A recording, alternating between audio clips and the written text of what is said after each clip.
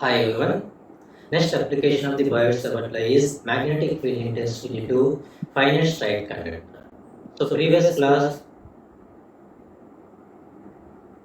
we have to determine magnetic field intensity due to infinite long straight conductor. So in this class we are going to discuss about magnetic field intensity and magnetic flux density due to finite straight conductor. So let us consider finite straight conductor. That finite straight conductor is placed lying on the z-axis. This is a finite straight conductor. So this finite straight conductor carries direct current I amperes. Direct current I ampere. And one end of the conductor is Z1 and another end of the conductor is Z2. There are two ends of this conductor. This is the finite conductor. Because of that, one end of the conductor is Z1 and another end of the conductor is Z2. Consider a small elementary length on the z-axis at a distance z meter from the origin. And this is the elementary length, small elementary length L. That elementary length is considered as on the z-axis at a distance z meter from the origin. So along that direction, the unit vector is z bar. So consider point P, that point P is considered as perpendicular to the conductor. That point P is considered as perpendicular to the conductor. So R is the distance of point P from the origin. Small r is the distance of point P from the origin. So draw the vector, and this is considered as point P1, elementary length. This is the elementary length. That elementary length is considered at point P1. Next, draw the vector line from elementary length point P1 to point P. Capital R bar is the distance vector from point P1 to point P. Along the direction, the unit vector is A suffix capital R bar. Alpha is making an angle with elementary length.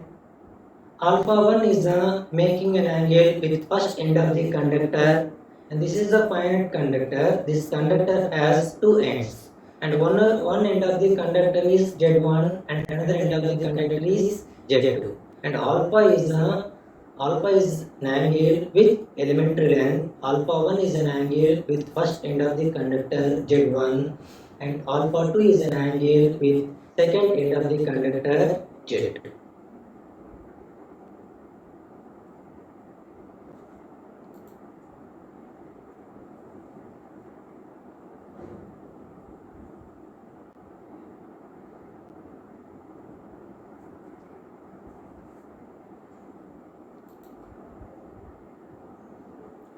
So next determine the distance vector capital R bar from the figure. How to calculate the distance vector capital R bar? Now here we want to calculate magnetic field intensity at point P. Because of that, if all the unit vectors are moving towards point P, it will be treated as a positive sign, otherwise it will be treated as a negative sign. Here in this figure, a suffix small r bar unit vector is moving towards point P. Because of that, that unit vector is considered as a positive sign, and a z bar unit vector is not moving towards point P. Because of that, that unit vector is considered as a negative sign. Negative sign means that is minus a z bar. Therefore, the distance vector capital R bar is equal small r into a r bar minus z into a z bar. The magnitude of r bar is square root of r square plus z square. And next calculate the unit vector. Unit vector a r bar is equal r bar divided by magnitude of r bar, that is equal r a r bar minus z a z bar by square root of r square plus z square.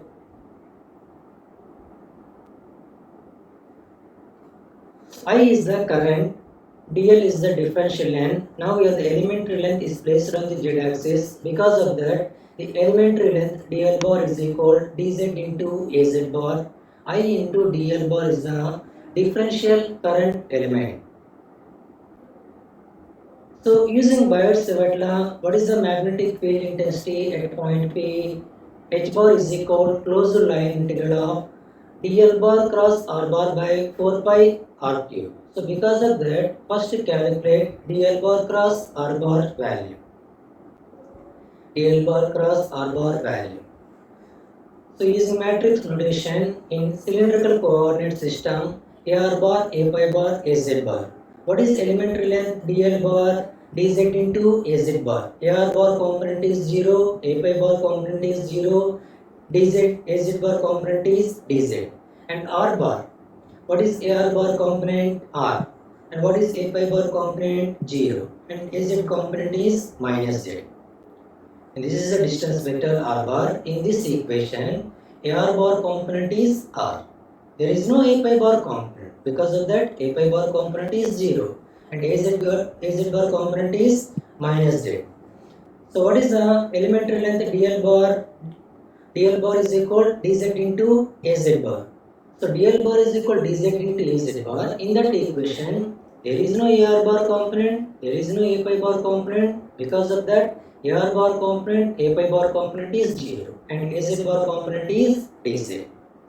So simplifying this equation, we get dl bar cross r bar is equal r dz into A pi bar. So the differential magnetic field intensity at point P using Biot-Savart law is dH bar is equal I dl bar cross r bar by 4 pi r cube. Substitute magnitude of r bar value, dl bar cross r bar value into this equation. That is equal IR dz A pi bar by 4 pi into r square plus z square whole to the power of 3 by 2. The total magnetic field intensity. The total magnetic field intensity at point P can be determined over a finite length of the conductor. So what is the finite length of the conductor? One end of the conductor is placed in at z is equal to z1 meter and another end of the conductor is placed in z is equal to z2 conductor. So over finite length of the conductor, the magnetic field intensity at point P is h bar is equal integral z1 to z2 dh bar. So what is dh bar? IR dz A pi bar by 4 pi into r square plus z square whole to the power of 3 by 2. Let z is equal to r tan theta. Differentiating with respect to theta, dz is equal r secant square theta d theta.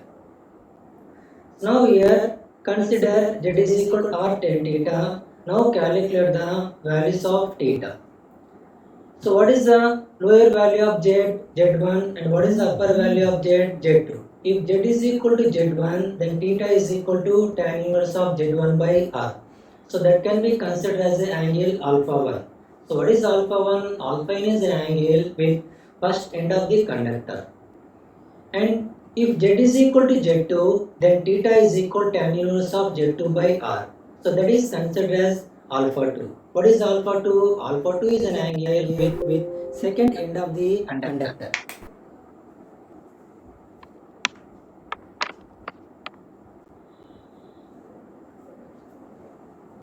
Alpha 2 is an angle with second end of the finite conductor.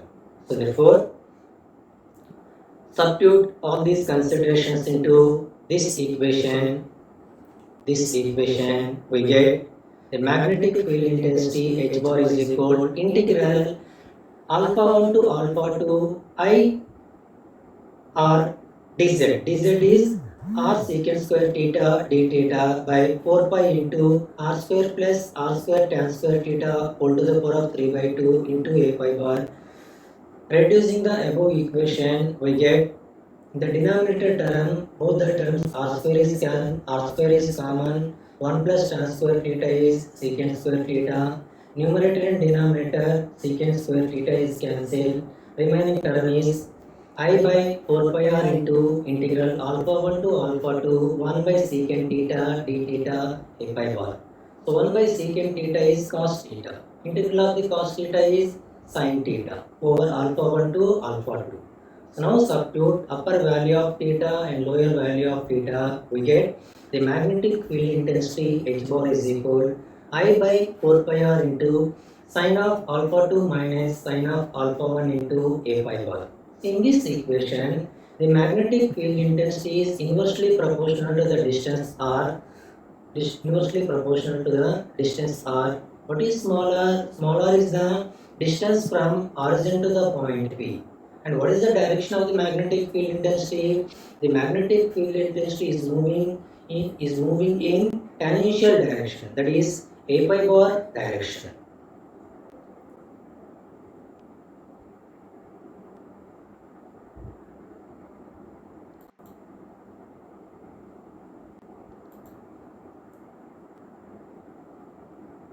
And some important points in this figure, magnetic field intensity due to finite straight conductor. In this figure, the finite straight conductor is placed on above the point P. Now here, and this is the finite straight conductor. This finite straight conductor is placed above point P. Both the ends of the conductor are placed above point P. So both the ends of the conductors are placed above the point P. What is the resultant magnetic field intensity expression? H bar is equal I by 4 pi r into sine of alpha 2 minus sine of alpha 1 into a pi bar. If both the ends of the conductors are placed in above the point P, the angles alpha 1 and alpha 2 are positive. Alpha 1 and alpha 2 are positive.